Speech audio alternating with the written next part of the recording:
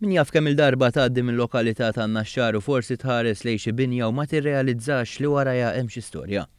Issa tista' tiskopri lin-Naxxar permezz tal-app Discover Naxxar, app li saret b'inizjattiva tal-Kunsill Lokali li benefika minn €192,000 mill-fond tal-programm Leader. L-app li kienet mnedija fis-sfond tal-Villaġġ tal-Miliet tagħti esperjenza realistika b'mod virtwali tal-istorja mill-Knisja tan-Naxxar li fiha biss hemm 41 punti t'interess. Jonathan Arbib li ħoloq din l-app spjega dak li se jgawdu minnhom il-Maltin u t-turisti.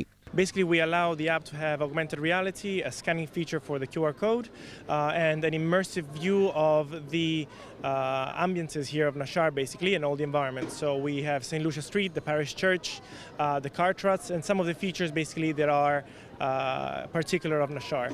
We allow the users to visit them through augmented reality.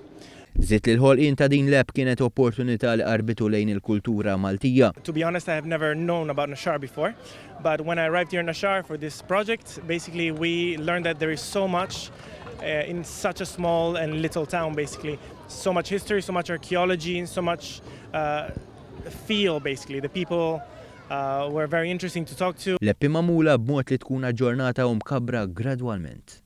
Din hija l-ewwel darba li app ta' dan it-tip se tkun użata minn entità pubblika tal-Kunsill Lokali. Il-Kunsillier Clifford Gallia sostna l-innovazzjoni tal-app se twassal biex tħalli impatt ekonomiku fuq in-Naxxar.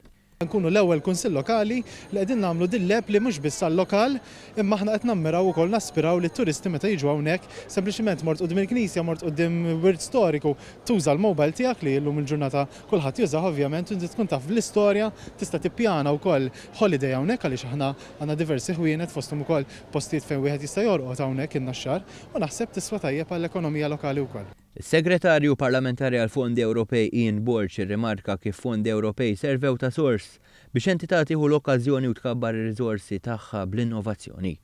Is-Segretarju Parlamentari għal Kunsill Lokali Stefan Bontempo faħħar l-inizjattiva tal-Kunsill Lokali tan-Naxxar li waslet biex tkun promossa t-teknoloġija fil-komunità.